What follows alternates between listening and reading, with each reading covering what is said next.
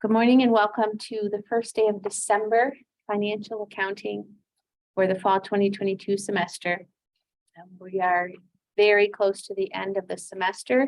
Today we'll be finishing up chapter 13, so just one more chapter to go after today. And the chapter exercises should be submitted by the end of the day today.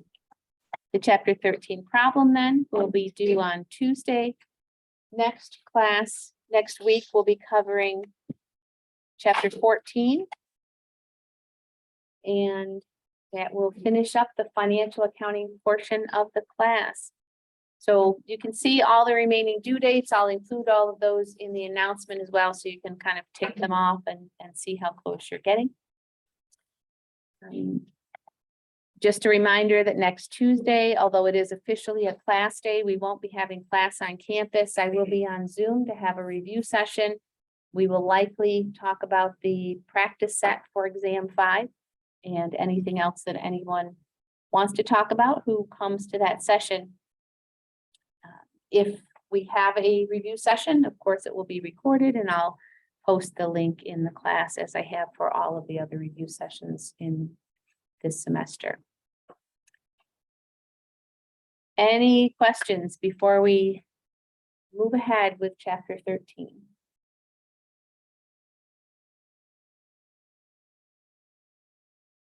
Okay.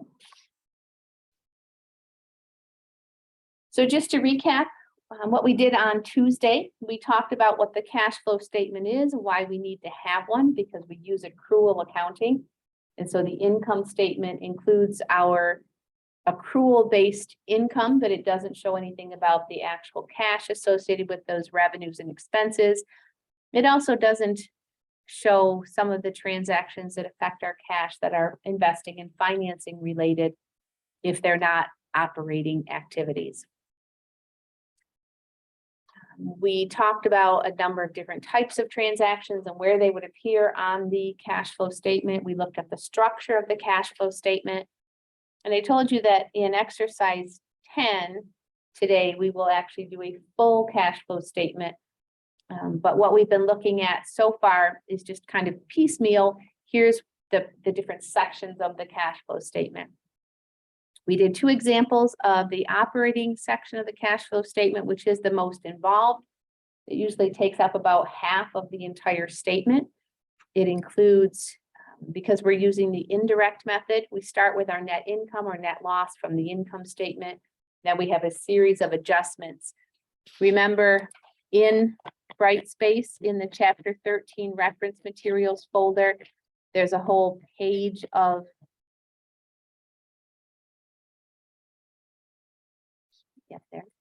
There is a whole page of guidance for calculating operating cash flows that will be helpful for you.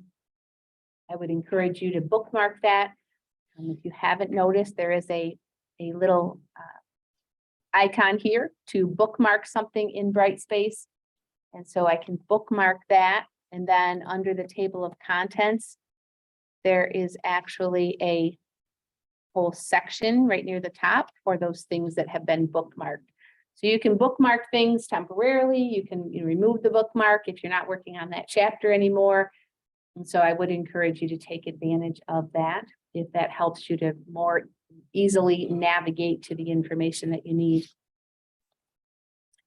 And so I will be, when we get to exercise 10 today, I will be referring back to this, although I probably will not jump back and forth because I already know what it says. So I'm going to remind you that it's here. I will refer to it and remind you that's where you should go for that step-by-step instructions for the operating cash flow section.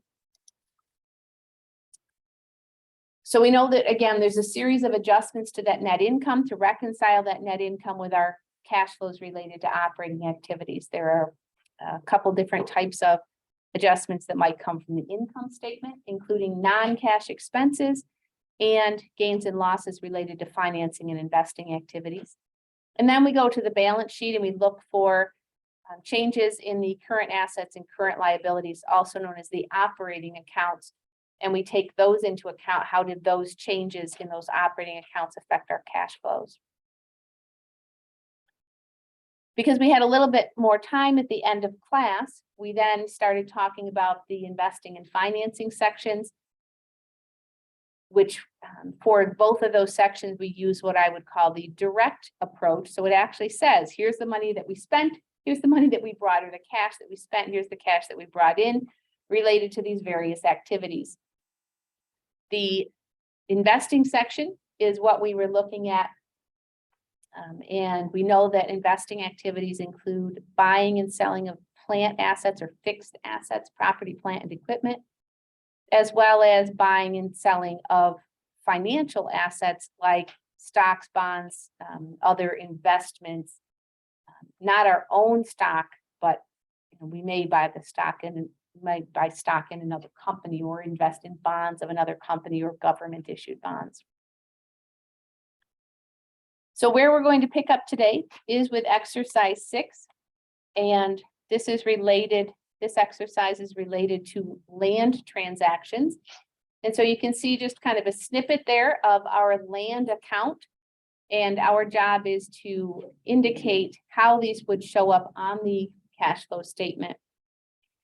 Any investments in land, buying and selling of land would be considered investing activities unless we are maybe a real estate company or a property developer, in which case it could be part of our normal operations. But for most companies, when I talk about buying land, I'm talking about land that's going to be used in the running of the business. And so that would be an investment. So we can see at the beginning of this year, the company had $925,000 worth of land. Remember, from what we talked about in chapter 9 and earlier chapters, we use the historical cost principle. So that $925,000 means that's how much we spent to acquire the land. Remember, land is not subject to depreciation. So that $925,000 is how much we spent when we bought all the land that we had at the beginning of the year. That doesn't mean that's how much it's worth today. It might be worth that. It might be worth more. It's probably not worth less, but that could happen, that we bought some land that was maybe overpriced. And so the value may have come down. But regardless, the accounting principle of historical cost says we record it at what we paid for it, and then we just leave it alone until we actually sell it. If we sell it, we might record a gain or a loss, but we don't bump that value up and down based on current market.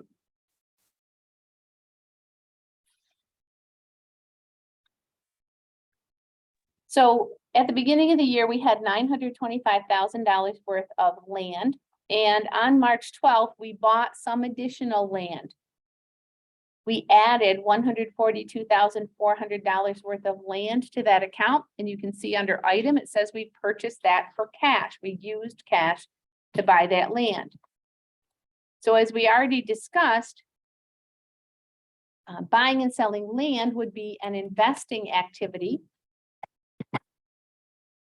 because we purchased the land, we used cash, and so it would be shown as a deduction or a negative value. We talked on Tuesday about the importance of using negatives when we mean a negative change to our cash or a cash outflow, and using positives only when it represents an increase to our cash or a cash inflow. So like the statement of stockholders' equity, negatives and positives are very important on the statement of cash flow, that we get them right. Where on the income statement and the balance sheet, it's not so important. It's okay to use negatives to show that we're subtracting, but generally we can tell based on what happened or what item it is that we're trying to report.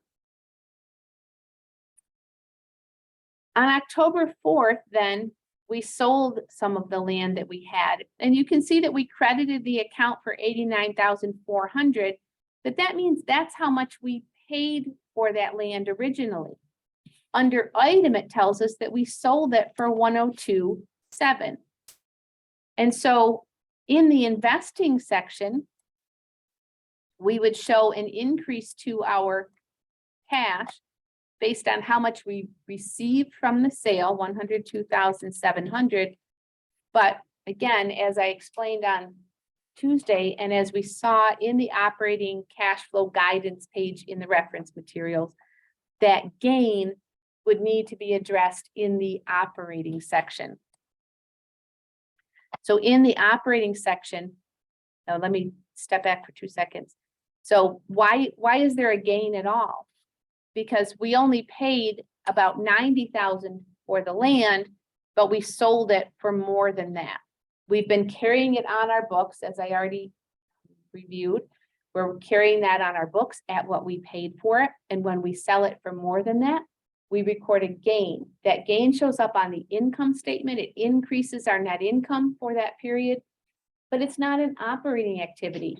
It's an investing activity. So in the operating activity section, we would need to subtract that gain.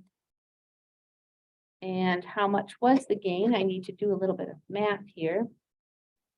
So if we sold it for 102,700 and we only paid 89,400 for it, the difference of 13,300 is how much we would have already shown on the income statement as a gain on that sale. And so in the operating section, we would need to subtract that out because it's not an operating activity. It's included in that net income, but it's not an operating activity. It's an investing activity. Questions on that exercise? So these same types of entries would appear if we had sold equipment, if we had sold any other long-term asset like property, plant, and equipment, or any financial investments as well. Any gains and losses that were recorded on the income statement would be reflected in the operating activity section.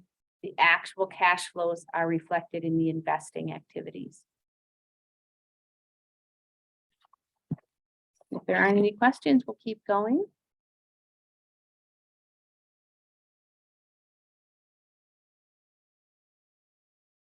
And so exercise 7 deals with reporting stockholders' equity items on the statement of cash flows.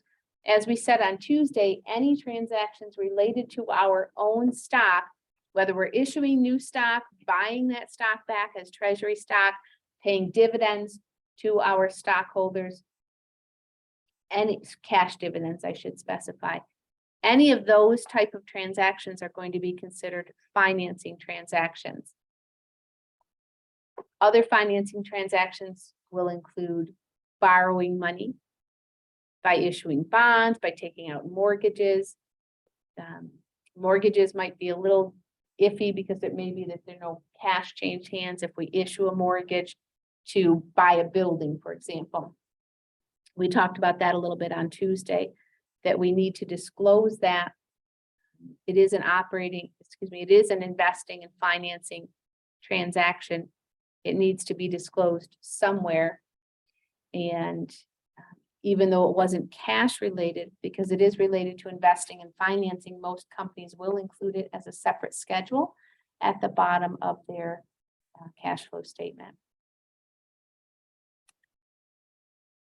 So just like in the last exercise, in this exercise, we're given a brief snippet summary of what happened in each one of these accounts: common stock, paid-in capital, and retained earnings during the period. And our job is to think about what happened within these accounts. How did it affect our cash? That is, how would it show up on our cash flow statement?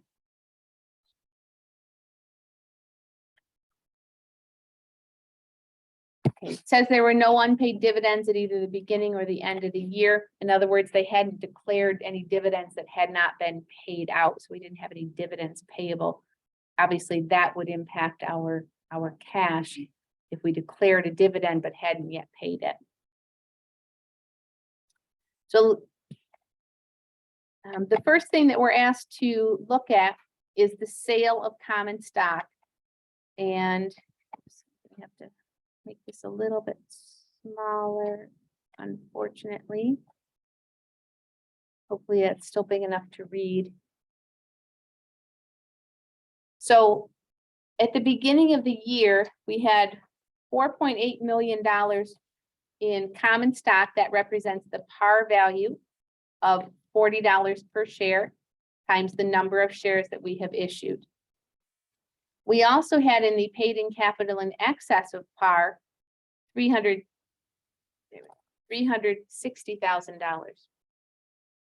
That represents the amount over $40 that was paid when we first issued the 120,000 shares that are outstanding.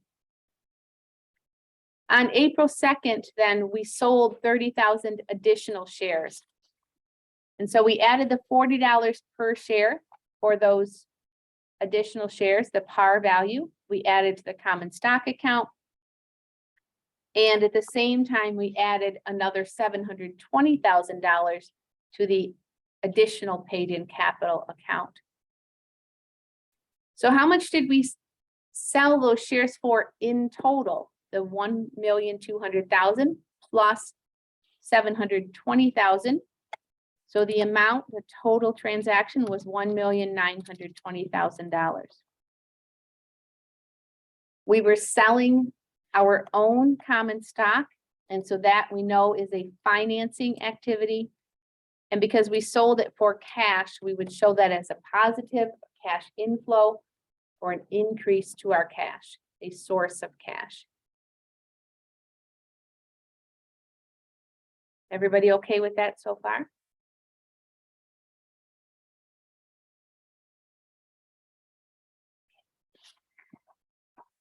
In chapter 12, the week before Thanksgiving recess, we talked about stockholders' equity, and we did talk about stock dividends at that time. You can see that on June 30th, we declared a stock dividend and issued a stock dividend. And so the stock dividend was for 5%. That would be 5% of the total number of shares that had already been outstanding. So 5% of 120,000 shares are the number of shares that we issued. 5% then, based on what we talked about in chapter 12, is what we call a small stock dividend. And so at the time that the stock dividend is declared and issued, we're kind of pushing those two things together as if they happened all on one day. We know, again, from chapter 12, it doesn't really happen that way. We declare the dividend, there's a date of record a few weeks later, and then we pay the dividend if it's a cash dividend or issue the stock if it's a stock dividend. But we're pretending it all happened on June 30th just for the sake of ease for this exercise. So again, thinking about what we learned in chapter 12, when a small stock dividend is declared and issued or distributed, the market value of the stock at the time the dividend is declared, we use as our measure of the value of that stock dividend. And we take that value, so we do the math here. 120,000 shares were outstanding. We issued a 5% stock dividend. And so that's an additional 6,000 shares that we issued. We take 6,000 shares and multiply it by the market value at the time the dividend is declared. There is the total value of that stock dividend. So $450,000 divided by 6,000 shares. So the market value per share was $75 at the time the dividend was declared. I know that because the total value was $450,000, and that was for 6,000 newly issued shares. So when we declare and distribute this stock dividend, we remove the value of that from retained earnings, just like we do for a cash dividend. We debit retained earnings. But for a stock dividend, the credit side isn't to cash, not a cash dividend. It is to the par value goes here to the common stock account, and the excess goes here in the paid-in capital in excess of par. So the par value is $40. The first $40 of that $75 market value went into common stock. The other $35 went into paid in capital in excess of par. Any cash involved there then for a stock dividend?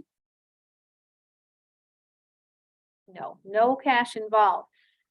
And so does the stock dividend show up on the statement of cash flows? No, because it doesn't affect our cash.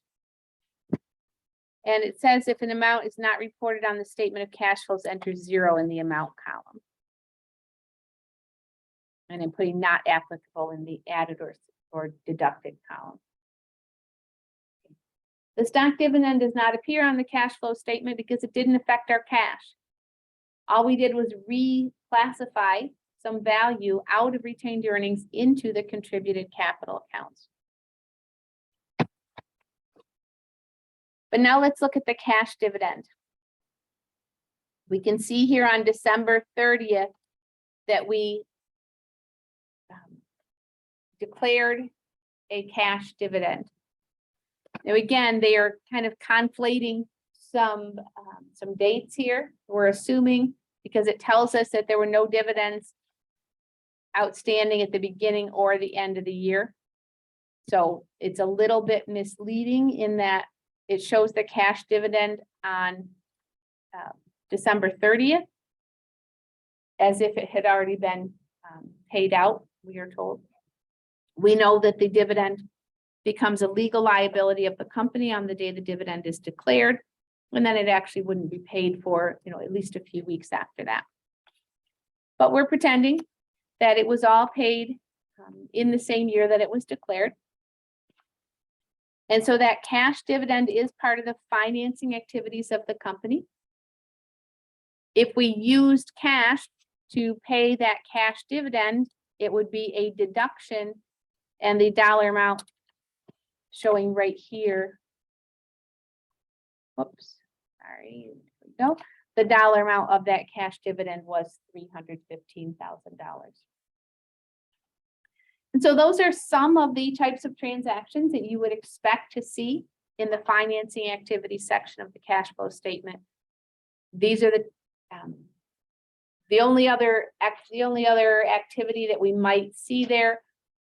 So we sold some stock, we paid out some cash dividends.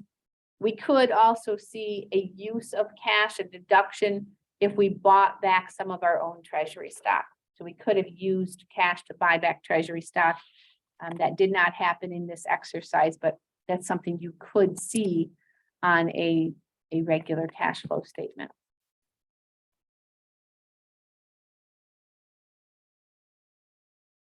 Any questions so far?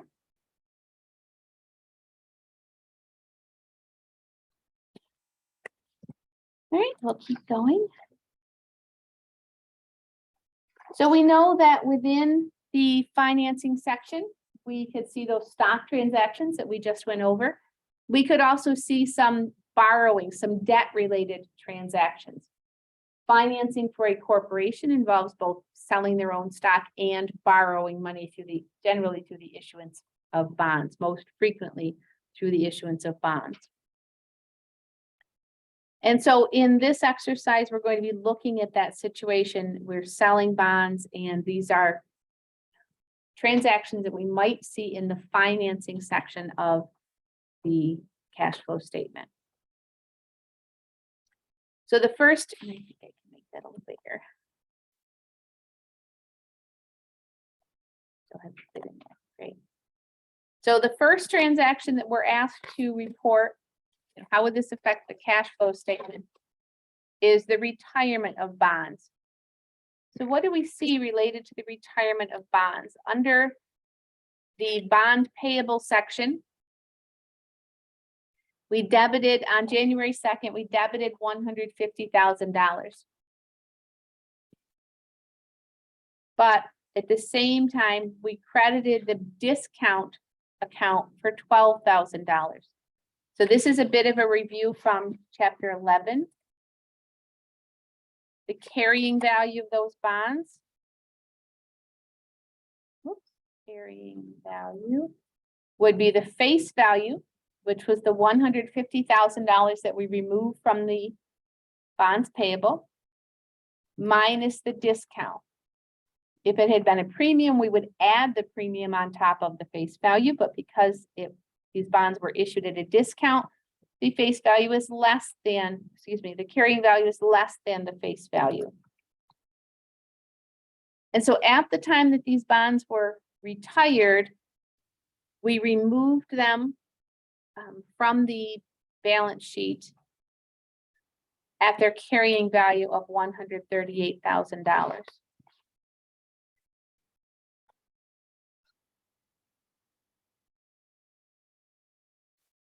And let me just show you this. So right here, it tells us to assume no gain or loss when we retired those bonds, which means we retired them at their carrying value. If we didn't report a gain or loss, they must have been retired at their carrying value. If there was a gain or loss, that would show up on the income statement, and we would have to reflect that in the operating activities section. But because there was no gain or loss, that means we retired them at their carrying value. So any transactions related to our own bonds, borrowing money and paying it back, at least paying back the principal that we borrowed, is considered a financing activity. If we retired these bonds, we must have paid them off or used cash to do that. And the amount would be the $138,000, which was their carrying value.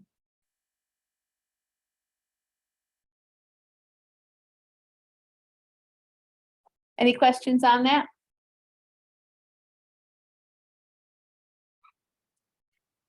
So the next thing that happens is we issued new bonds.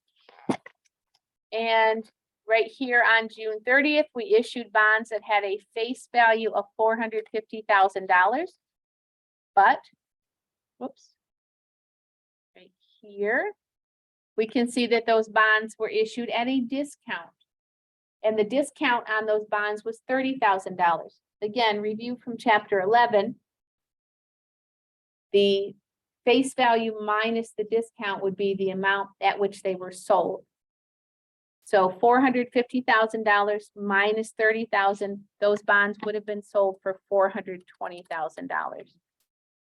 And as you know, the reason they sold for less than their face value is because the interest rate we were paying was lower than the market rate of interest at the time the bonds were issued or sold.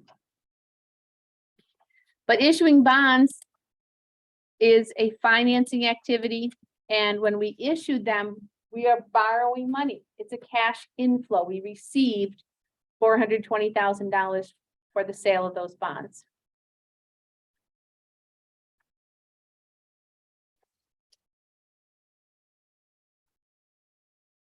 Make sense?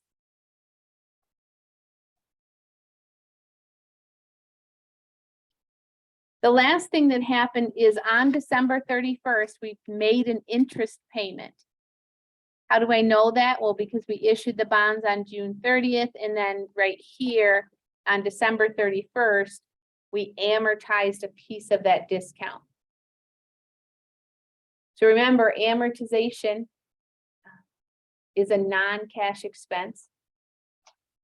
If you think about what you learned in chapter 11 related to bonds, that amortization piece is the difference between the cash we spend on interest and the interest expense that we record. So the amortization of that discount is the difference between the interest expense we report on our income statement and the actual cash we spend. And so in the operating activity section, we need to report that difference because that amortization is a non-cash expense. So we've reported it and we need to add it back because it is a non-cash expense.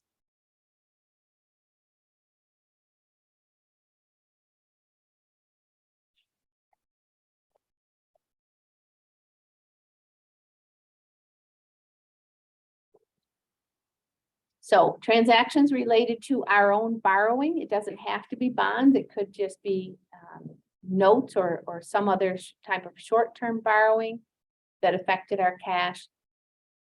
The borrowing of the cash, the repayment of the amount we borrowed, those are financing transactions.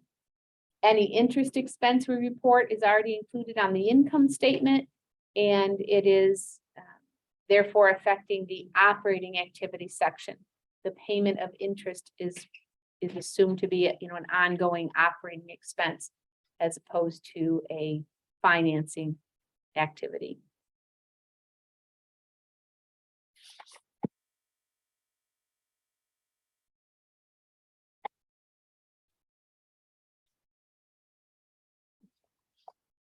We already did exercise 9 together in last class. That was one more practice with the operating activity section. And so we are ready to,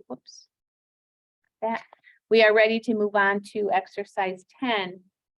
And as I explained on Tuesday, exercise 10 is an actual full cash flow statement. So what we can see on the screen right now, not quite all of it, but what we can see on the screen is the format for the statement of cash flows. This will be the first and only time together we do the full cash flow statement. So we start, of course, with the 3-line heading, name of the company, name of the financial statement, and then because this is a cash flow statement, it covers a range of dates and we need to specify the range. This happens to be for the year ended December 31st, 2022. You can see that we have the operating cash flow section that covers down to there. Most of the cash flow statement is taken up by that. Then we have the investing section, which is much shorter. We just have a couple transactions related to investing. Then we have the financing activity section, again, just a couple lines there. And then at the bottom, we reconcile the cash to what was on our balance sheet. As I explained on Tuesday, the whole purpose or the point of the cash flow statement is to explain why our cash changed from in this case, the beginning to the end of the year. So we can look at the balance sheet and see how much it changed, but the cash flow statement explains why it changed. Where did the cash inflows and outflows come from?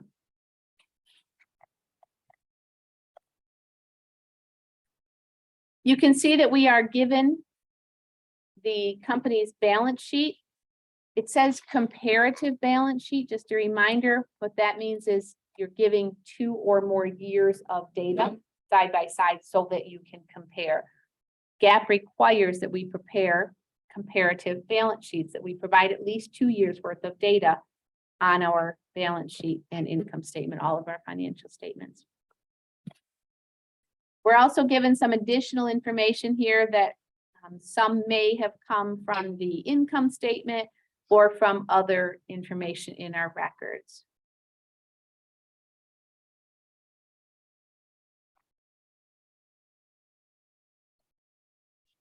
So let's get started with the cash flow statement. As always, the only method that we are using is the indirect method of calculating operating cash flows. And so the first item is always going to be our net income or net loss. If we were actually preparing this, we would have their income statement in front of us. If we were doing this for a real company, we would have their income statement in front of us and we would look at that to see what their income or loss was. For this exercise though, right here in letter E, it tells us there was a $62 credit to retained earnings. A credit to retained earnings represents an increase in retained earnings. That means that we made money. And so we're going to put the net income first, $62, it tells us. We know then we're going to have some reconciling items from the income statement and the balance sheet. Reminder that you have that page in the reference materials folder that tells you exactly exactly what to look for and how to enter those adjustments, whether they be negative or positive. So we start with adjustments from the income statement. And first, we're going to look for any non-cash expenses. So that would include depreciation, depletion, amortization, and let's see.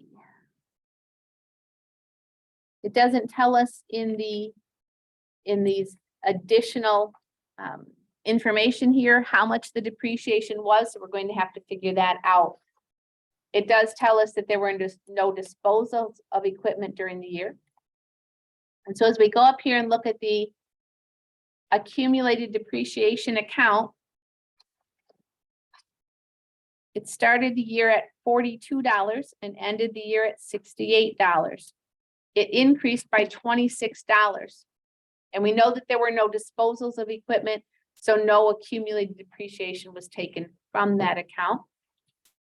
So the increase of $26 means that we recorded on the income statement $26 worth of depreciation. It's a non-cash expense. It reduced our net income, but did not affect our cash, and so we need to add that back. And you'll find that in the guidance page in the reference materials. The other information we would be looking for, if we don't see any other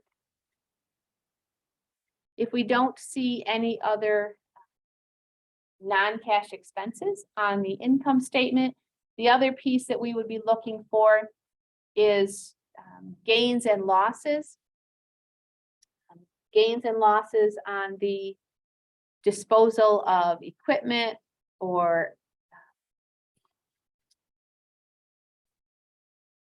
and it tells us there were no disposals of equipment. So let's see what else happened during the year. In our land account, our land went from $330 to $250. It went down by $80.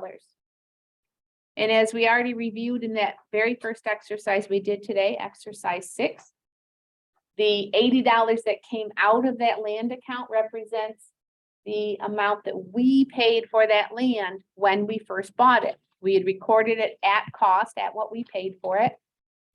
But down here in letter A, it tells us that the land was sold for $120. So we paid $80, we sold it for $120. We would have reported that in 2 places on the cash flow statement, again, just like we talked about in exercise 6. First, in the operating activity section, that gain, which was $40, we sold it for $120 and we only paid $80 for it. That's a gain of $40. That gain would have been added to our net income, would have been included in our net income, but it's related to an investing activity. And so we need to take that out. We need to subtract that. Oops, I'm going to make that a little bigger. That'll still all fit, yep. So we need to subtract that $40 in the operating section. It's included in net income, but it's not related to operating activities. Everybody okay with that part? Does that make sense? But down under the investing activities, we received cash. There was a cash inflow associated with the sale of that land. It was $120. We learned that in letter A right here. Land was sold for $120.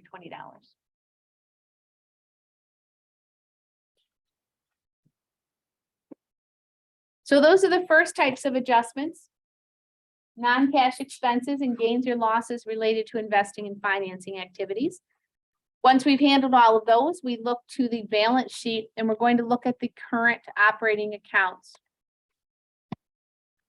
So under assets, we have accounts receivable and we have inventories. Those are our current accounts. And under liabilities, we have accounts payable. Dividends payable would be a current liability, but it's not an operating account because it's related to dividends, and dividends are a financing activity. So I'm just going to be looking at accounts receivable, inventories, and accounts payable. Starting with an accounts receivable, what happened to our accounts receivable during the year? Did it go up or did it go down?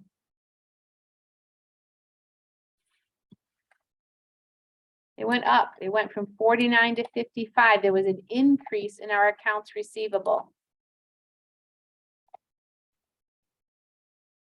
Remember, you do have the what I call the general rules in Brightspace. I would encourage you to look at those if you're not sure how to handle that. We know it was an increase in our accounts receivable of $6. Why did that happen? We reported the revenue. It was included, the revenue was included in our net income, but our customers haven't paid us yet. They still owe us that $6. And so it was included in our net income, but it did not increase our cash yet. And so I need to show that as a negative, because net income would lead us to believe that we got those $6 from our customers, but we don't have them yet. The general rule is an increase in a current asset is shown as a negative because net income then would be higher than our cash would be. We then look at inventories, and you can see that we also had an increase in our inventories of $18. So that increase in inventories would be treated exactly the same way, showing it as a negative. We bought more inventory. We had to pay for that inventory, but we haven't sold it yet. We didn't report the cost of goods sold. It's still on our balance sheet because we have that inventory. And then the other account I said we needed to look at was the accounts payable. So what happened to accounts payable during the year? It went up by $14. We had an increase in our accounts payable of $14. What does that mean? We reported the expense on our income statement. It reduced our net income, but we haven't paid for it yet. That's why it's still in accounts payable. It's still a liability for us. And so again, thinking about those general rules from Brightspace, an increase to a current liability means our cash is higher than we would otherwise expect it to be, because we haven't paid for it yet.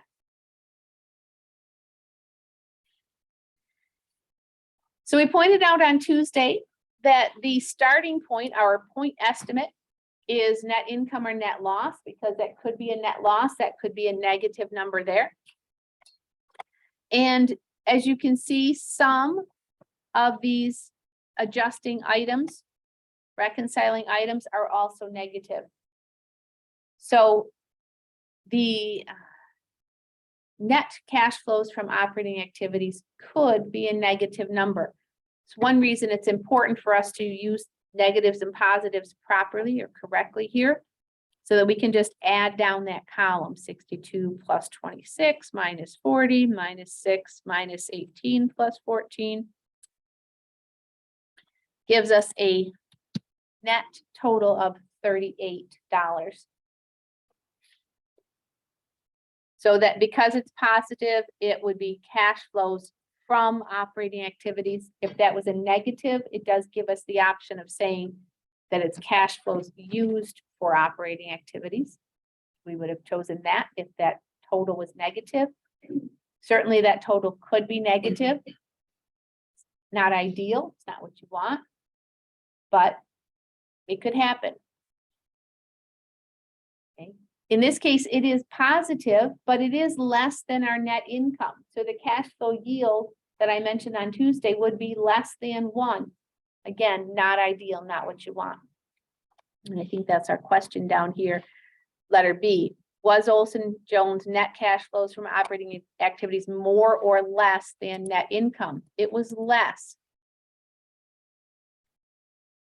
What's the source of the difference? Well, you've got a $40 gain here that had to be subtracted out. You've also got the increase in inventories. Those are the big ones.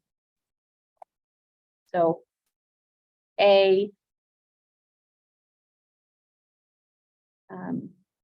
purchase of equipment, sale of common stock, those don't affect operating activities. So A, D, and E are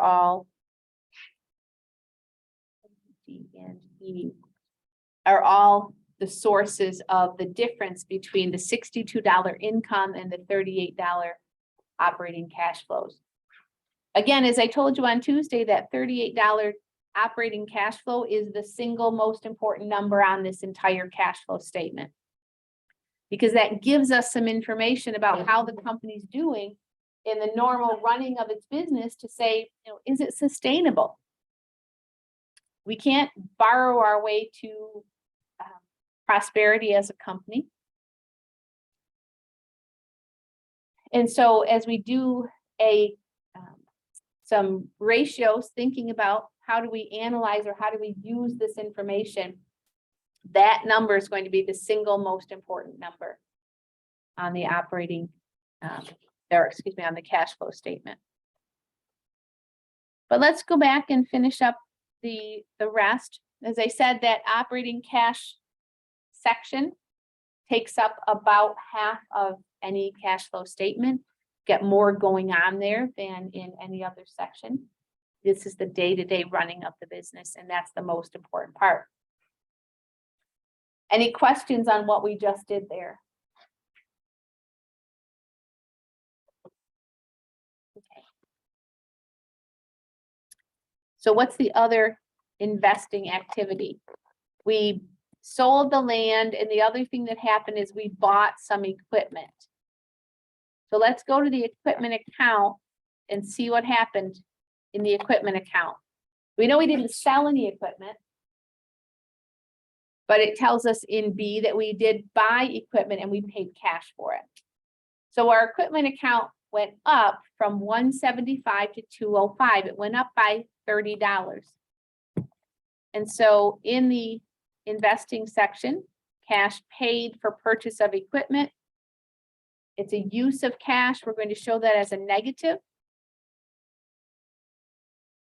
So we sold land for $120 and we spent $30 on buying some equipment. So our net cash flows from investing activities, 120 coming in, 30 going out. Our net cash flow then would be $90.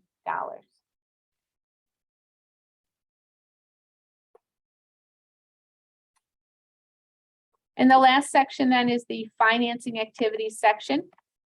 So in the financing activities section, we know we're going to be talking about the stuff that happened in our long-term liabilities. If we had any, this company had any long-term debt, bonds payable, we'd be addressing that. This company does not have that. And so we have dividends and we have common stock that might be, so something might have happened in there that we need to reflect in the cash flow statement. Let's see what it tells us. The common stock was issued for cash. And so we're going to be looking at these two accounts and see what changes happened. So the par value account, the common stock account went from 80 to 125. It increased by $45. And the paid in capital in excess of par went from 70 to 85, another $15. So 45 plus 15 is $60. We sold some stock. Cash received from sale of common stock, and the total value was $60. We show it as a positive because we sold the stock for cash, our cash went up. And then the other thing that happened is the dividends. So you'll notice here in letter F, it tells us there was a $24 debit to retained earnings for the cash dividends that were declared. When we declare dividends, remember, it becomes a legal liability of the company. We have to report the cost of the dividend and the liability to pay it. But did we pay all of it? Well, we can see that our dividends payable went from $0 to $5, which means that there's $5 of dividends that we declared that we didn't pay yet. So of the $24 of dividends that were declared, 5 have not yet been paid. So how many did we pay? Cash paid for dividends must be $19. 24 total declared, but 5 not yet paid. So $19 were paid. And I'm showing that as a negative because we used cash. It's a cash outflow, a use of cash. Our cash went down when we paid those cash dividends. And so now we can net those together to get our net cash flows from financing activities. $60 came in when we sold the stock. $19 went out for dividends. And so the net cash flows from financing activities would be $41.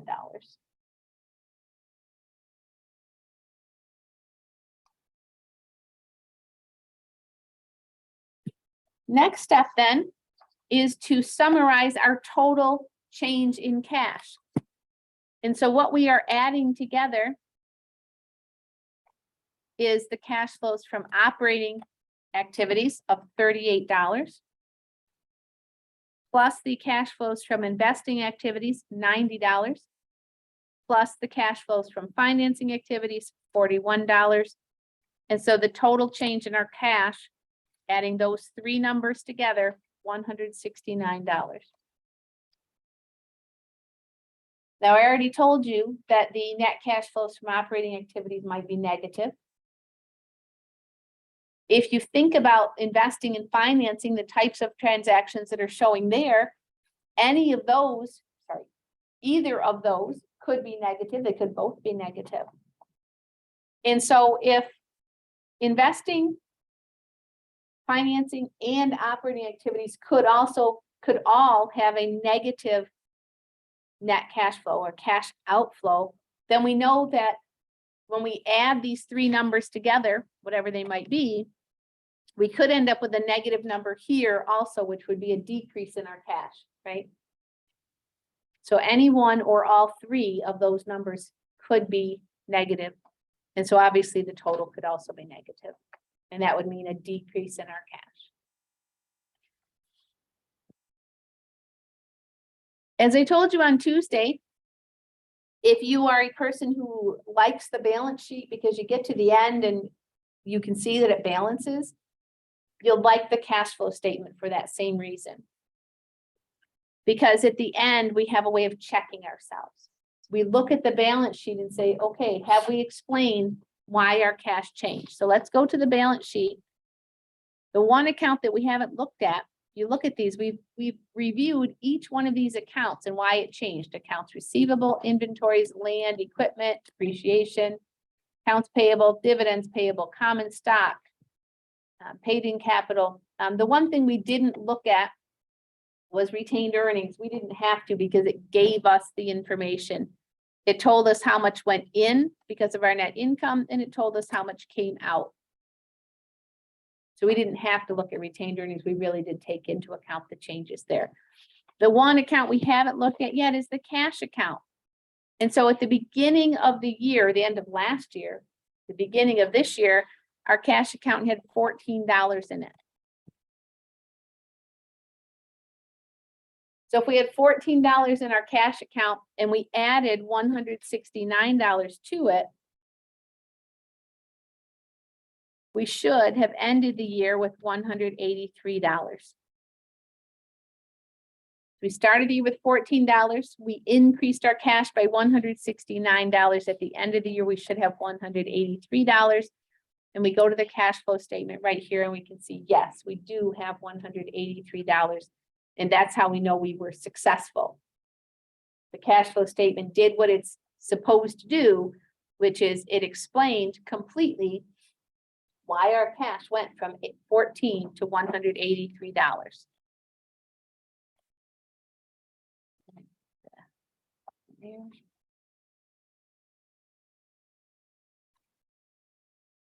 And so that is a full cash flow statement. Operating activity section takes up most of the space, includes most of the information, most of the lines of information. definitely the most important part. But it may not be the biggest numbers, right? So you can see that the cash flows from investing and financing activities were actually both higher than our cash flows from operating activities. And that's helpful. You know, we obviously at the beginning of the year needed an infusion of cash. We only had $14, or this is probably in thousands or maybe millions, but. So how did we get that cash? Well, we sold some stock. We sold off some land that we didn't need. And that's where we got the majority of the increase in our cash. But for an ongoing analysis of this company, that's not the important part. The important part is how much are we bringing in from our normal operations? Because we can't keep selling off land. We can't keep issuing new stock if the company's not generating internal capital. We're going to be in trouble. Certainly when a company's brand new, just getting started, it is more likely to have those negative cash flows from operating activities. But it's not sustainable in the long run. So any questions about the preparation of the cash flow statement? We've just gone through the entire thing. We've talked about all the different types of transactions or activities that might appear on the cash flow statement. Everybody's good? Okay. So let's go to our last exercise, which, you know, this is several chapters in a row, that the last exercise is number 1.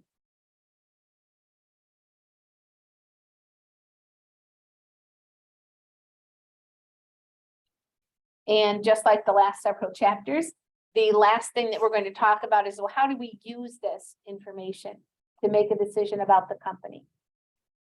And so going all the way back to chapter 1, we talked about the importance of preparing the requirement that we prepare these, what are called general purpose financial statements that we have audited and published to the world, so that they can make decisions. The whole purpose of accounting is to help decision makers, whoever they might be, make decisions about our company.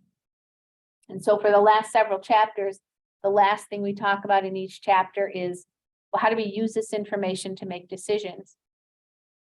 The entire chapter 14 is about using information from financial statements to make decisions about a company. The last chapter of this course is financial statement analysis. And so what we've been doing in the last exercise for the last several chapters, we're going to pull all of that together and then some additional information next week to talk about how do we use this stuff. Because in reality, most of you will not go on in your career to be preparing financial statements, but many of you will see financial statements and have to know how to read them or how to make sense of them. How do you use this information to make decisions either as an outsider or an insider to the company? You have to know what you're seeing in front of you. What does it mean? Where do these numbers come from? And how do we use this? So our last exercise for this chapter is using a cash flow statement. And I have already mentioned several on Tuesday and today. I've mentioned a couple different calculations that we might see related to what I referred to on Tuesday as cash generating efficiency, CGE. How do we look at the cash flow statement and use it to make a decision about that company? The single measure that we're going to be looking at in this chapter in exercise 1 is free cash flow. So how much cash do we have coming in that isn't already earmarked to maintain our current level of operations? And so as I told you on Tuesday, every one of the cash generating efficiency ratios starts with net cash flows from operating activities. You now know how to calculate that number. You know what goes into it. We start with net income and then make some changes to it. And that number is always going to be the starting point. Here's how much money we have available from our normal operations. Here's how much cash we're generating that we have available to use to run the business, to pay dividends. And then we're going to subtract some stuff from that to determine, okay, how much do we have left after we do the things we're already doing? How much do we have left that we could use in the normal course of operations? So in our exercise, we're only going to be calculating free cash flow. But before we go to that, I just wanted you to see the ratio of free cash flows to sales also might be beneficial. We're not going to be calculating that in our exercise.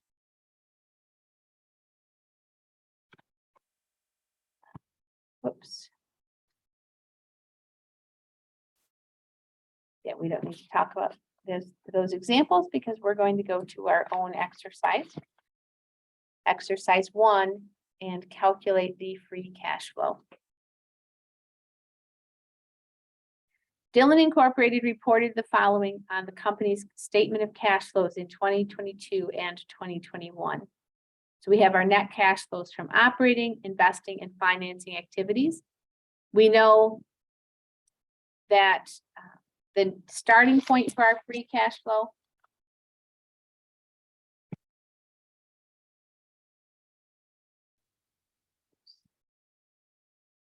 we know that the starting point is going to be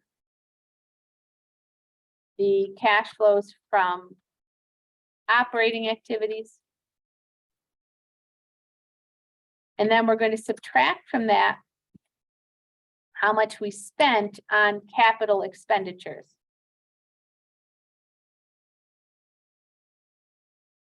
So how much did we spend to acquire new property, plant, and equipment? By capital expenditures, we mean something that is, as we talked about in chapter 9, capitalized. It's put on the balance sheet and then written off over some estimated useful life. And so let's start with 2022. The company had $520,000 in net cash flows from operating activities, but they spent money on property, plant, and equipment. And it tells us of the net cash flows used for investing activities, 60% was used for the purchase of property, plant, and equipment. So we just have to do this calculation. Under normal, in a normal situation, you would have the cash flow statement right in front of you. You would look in the investing section to find any lines that refer to spending money for capital purchases. But for this exercise, we don't have the full cash flow statement, and so we have to do a bit of math. So 520,000 were the cash inflows from our operating activities, but we spent 60% of 432,000. And so our free cash flow, after we subtract the 60% of that 432,000, our free cash flow would be 260,800.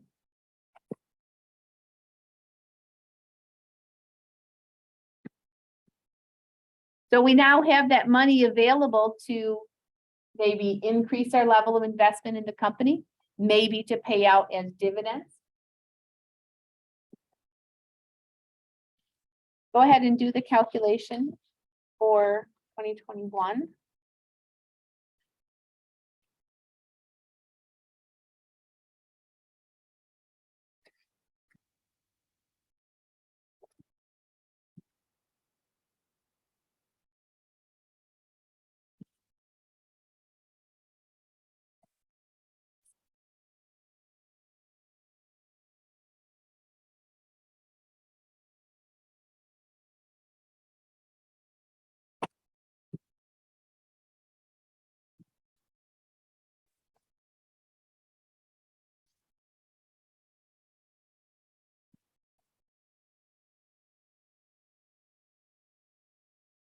So the company made a lot more money in, well, I shouldn't say it like that. The company brought in a lot more cash from their operating activities in 2021 to 2022.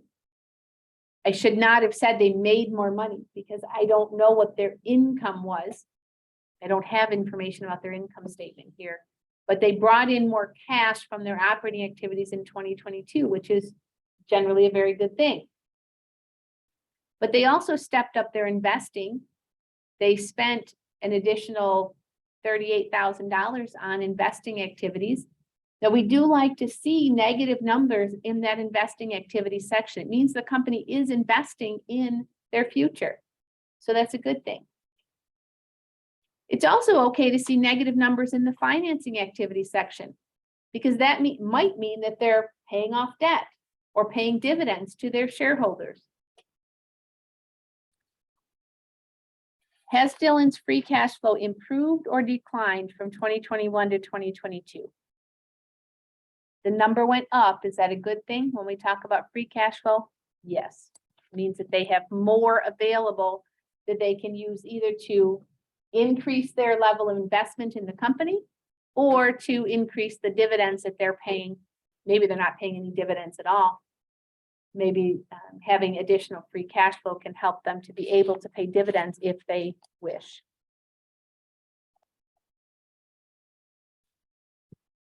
Okay. Well, we're a little ahead of schedule, but that is the end of chapter 13. We are going to end class a little bit early today. We have plenty of time next to get through chapter 14. Any questions before I stop recording? All right, well, thank you all for being here, and I will see you next Tuesday.